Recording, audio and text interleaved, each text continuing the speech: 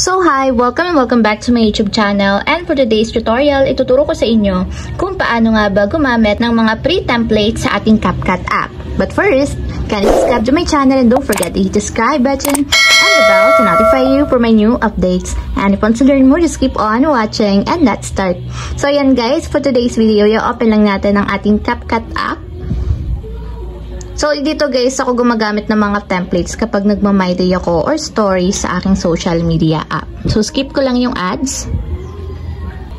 And then, pagka-open guys ng inyong CapCut app or yung inyong CapCut account, so kung makita nyo, meron ditong templates button sa lower part. So, ang gagawin lang natin, tap natin yung templates. So, meron dito guys na mga free templates. Manonood lang kayo ng mga ads.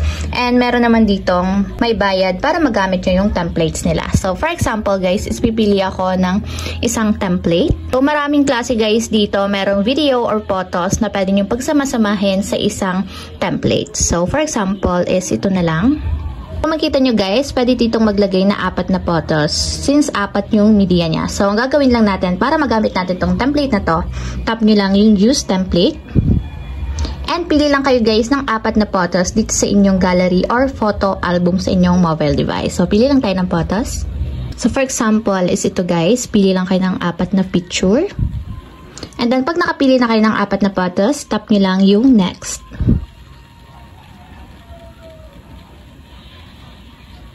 And ayan guys, kung makikita nyo, nakagawa na ako ng templates dito sa CapCut.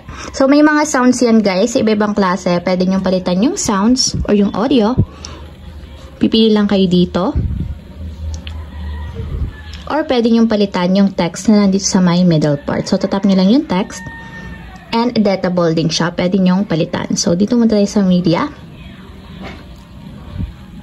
So, kapag okay na yung inyong template or yung photos na ilagay ninyo, ang gagawin nyo lang guys is itap nyo yung export na nandito sa upper right corner. And pwede kang mamili dito kung gusto nyo export without watermark or i-export nyo lang. So, pag tinap nyo yung export without watermark, so may export siya ng walang watermark ng TikTok. Pero pag tinap nyo lang yung export, ma-export siya ng may watermark ni TikTok. So, pwede natin palitan yung video quality. So, itataas natin siya sa 2K or 4K resolution para mas malinaw yung ating video. So, i-done lang natin. And then, tatap ko lang dito yung export without watermark. So, pag tinap nyo to guys, madadirectly kayo sa inyong TikTok account kung may TikTok kayo. So, kung wala naman guys, itap nyo lang yung export. So, tap ko lang yung export. And nag-exporting na siya. Wait nyo lang hanggang sa mag 100%.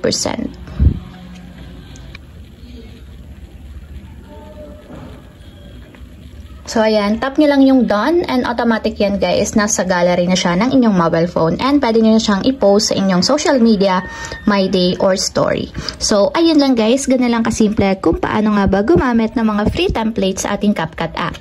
If you have a question, kindly comment down below and don't forget to hit the subscribe button and the bell to notify you for new updates. And thank you for watching! Living life every day, late at night, not okay.